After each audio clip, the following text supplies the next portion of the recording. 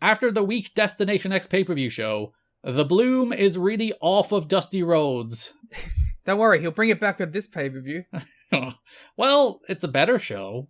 It's a better show, you're right. Like, it is, like, I say substantially better based on the fact that the last one was terrible, and I think this one was decent, and the last one was awful, which is substantially better, but this one was alright. They kind of needed to knock it out of the park this month, and they didn't. There was tremendous second-guessing of his booking, and even people who grew up with him as their childhood idol are saying they can't handle his ego. The big thing people are pointing to, and this includes those who were strongly backing him a few weeks ago, and those who paved the way for him to get power, is that he should have never booked Monty Brown versus Triton, and the finish where Monty pinned a random masked man. The feeling is it exposed Rhodes had no idea what he was doing when he booked it, and the feeling is that when you book a pay-per-view match, you shouldn't do so unless you already have the finish and know where it is leading. So I'm currently reading a textbook on writing for film and writing for television.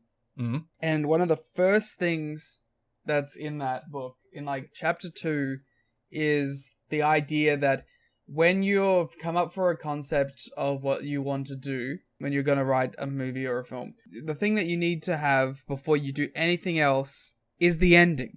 Mm-hmm. Because if you don't have the ending planned, you're going to go into, when you're going to start this story, you're just going to do things that aren't going to matter, and then you're going to do things that'll bring it off the rails that won't make sense by the time you do get to write the ending, and it's going to feel like a long, bloated mess that isn't going to actually come around in any way.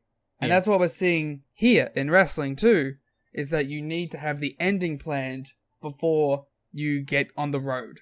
Especially with like a match like this, where like Monty and Triton, where you sit down and you say, your very first question is, who's going to lose? Yeah. It's a professional wrestling match. Somebody has to lose. Or you do some bullshit. Yeah.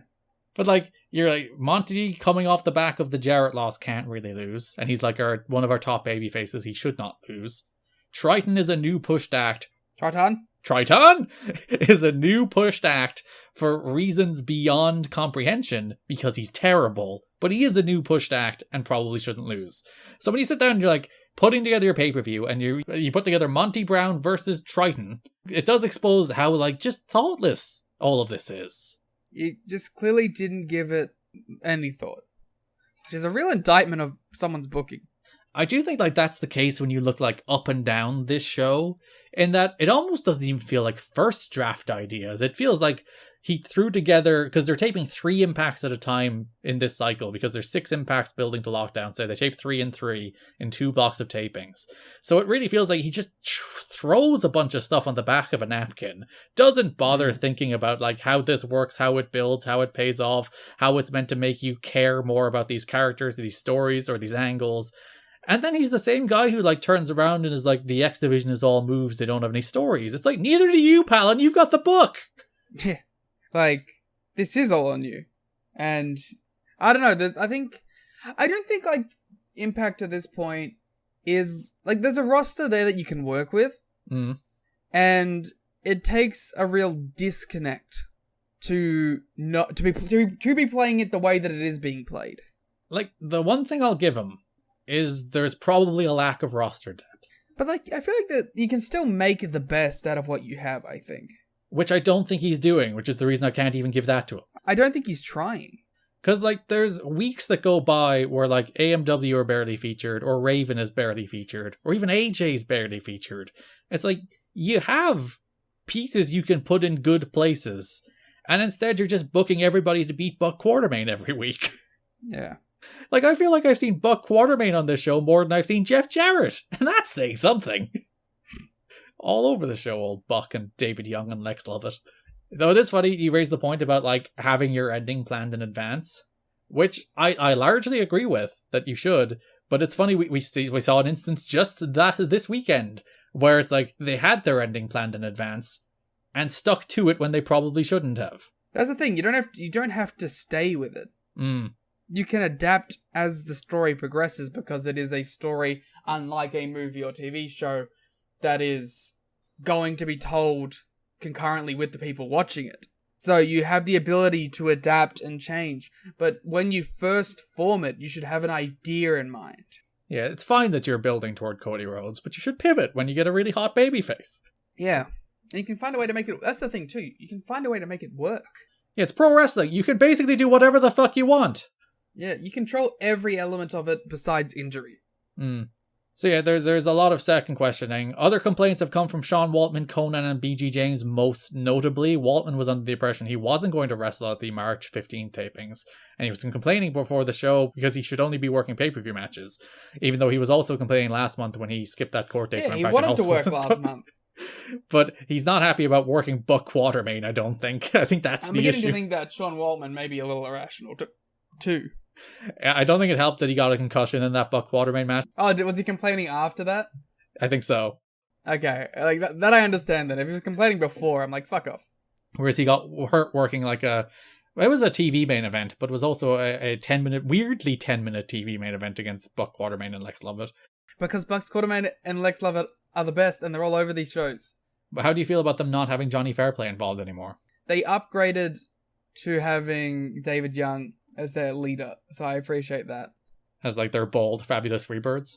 I loved that Young and Lex Lovett look like the exact same person. Legitimately, when I'm taking notes of like who got pinned on finishes, I have to look at the screen so closely. Mike Tenay mixed them up. They're the same person. And even like, listen, Quatermain's a little bit bigger, but still, all three of them are like the exact same bald man. Yeah. Conan was mad because he's constantly complained about how Trio K are supposed to be a badass thug group, but all they do is get punked out and never get any retribution. That's probably fair. This came to a head before the pay-per-view when the script for the show came out.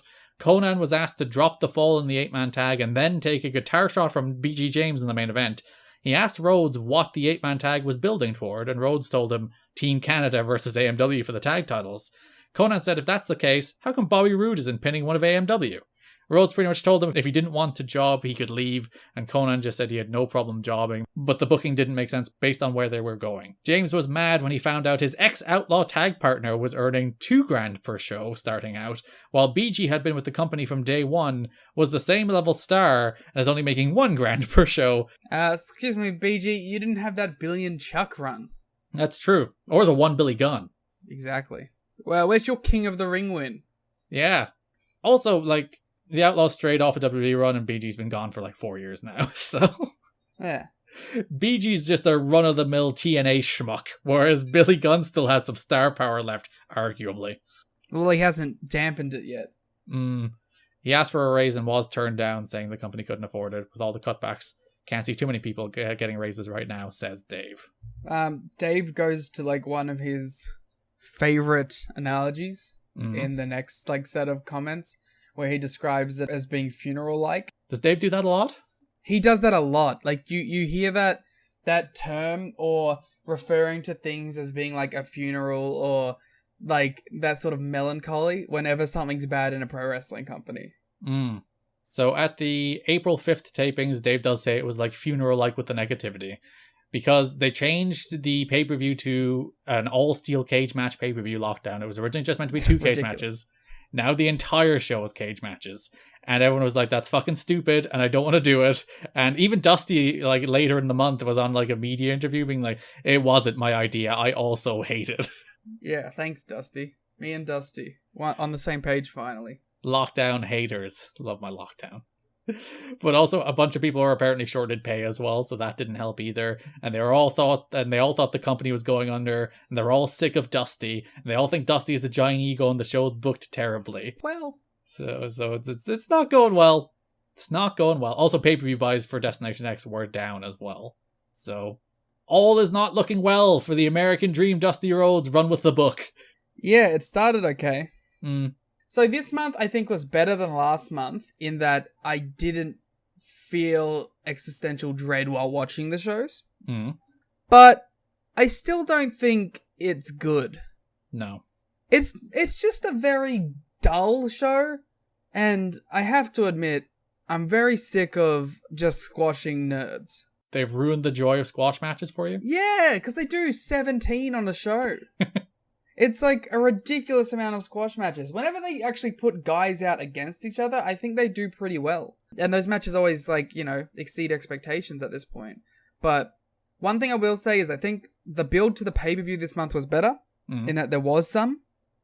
I liked the general gists of the show heading towards this pay-per-view more than last month's. But it wasn't like a giant step forward. I think most of the time when the show is good, it's almost good in spite of itself, which I really think was like the case, especially with the pay-per-views, the first few of them, where it was pointed out even at the time by Dave that like these shows aren't necessarily great due to anything Dusty has booked. I guess other than like he did put some of the matches together, but it's not like he put together hot angles. It's not together like he had this particular eye for matchmaking. He just kind of lucked into some good matches while people were trying really hard, but then didn't really learn from what was good about his shows. So it's like AMW have two of like the back-to-back best pay-per-view matches you'll ever see in your life, and then they're just kind of irrelevant for a month. Or like the X Division will completely carry his pay-per-views, and then he'll scale them back and get rid of a bunch of the good X Division guys, and you'll see the same Chris Sabin-Michael Shane match until you die.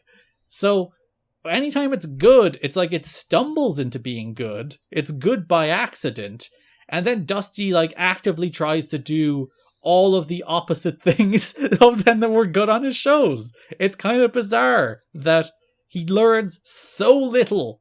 He watches his own shows and just comprehends nothing about what makes them good or interesting, and instead just books Triton against Monty Brown. Do you think he just doesn't, like, particularly care? Do you like it's more of an exercise in his power than actually trying to build any forward momentum with the television show? Yeah, I know people are like on about his ego. And I think part of that is that he knows best. And the way Dusty thinks and the way Dusty puts together shows is the way TNA should be. Instead of, as I said, like watching his shows and being like, oh, that time I gave the 4 X Division guys 20 minutes in an Impact main event, it was one of the most interesting things we did this month. Maybe I should learn a thing or two from that. It's interesting that he's like, seems to be so steadfast in what he believes. Yeah, and as I said, like, compare it to NXT where everybody loves him. Yeah. And I don't think he was ever booking NXT. I'm not sure about that. I know he had a hand in it, but I don't think he was the lead writer. I think he mostly helped people finding their characters and their career and doing like creative on that side. So like, I really do wonder if it was this TNA run where he's like, listen, all the young people hated me. My booking regime lasted 6 months, 7. And then, no, it was 6. And then I was ousted. So clearly there's something I did wrong there that I have to do right here in NXT. And by all accounts he did, because everyone there absolutely loved him, whereas I don't think everyone in TNA loved Dusty Rhodes. I don't think very many, even if Nash, like if one of the old heads is like, fuck that guy, everyone's gone, you know? The only defenders he's really going to have are like the dyed-in-the-wool wrestling people, as opposed to like the young people. Or maybe you get some of the young people who idolize him when they grew up. Well, they said apparently that he's lost them. Yeah, he seems to have lost absolutely everybody. And like you can see why, because most of the good things on the show have very little to do with things he seemed to book. Yeah. It seems to be actively against them, in fact. And I will, again, I'll give him some credit. We mentioned this in the watch-along, but he made bold and correct choices on pay-per-view main events at least twice so far in his run. Yeah, to be fair, I think he can structure a show. The problem is just what's on the show. Yeah, so he knew Styles and Abyss was the match that should close Lockdown, and he knew that AMW Triple X was the match that should close Turning Point. Like, he made those calls. They're non-traditional calls. They're probably, like, if you were to look at the match with the most star power, or the match that technically has the most world title stakes or whatever, they're not the calls that the average wrestling company would make, and that they were better calls for it, because both the matches he chose ended up being far and away the best matches on their respective shows. So it hasn't been a total disaster. It's not like he has elevated Christopher Daniels, whereas the previous regime didn't, and he has done right by AJ for the most part, but then everything else kind of sucks. Yeah, makes sense. We'll only be talking about him for another month.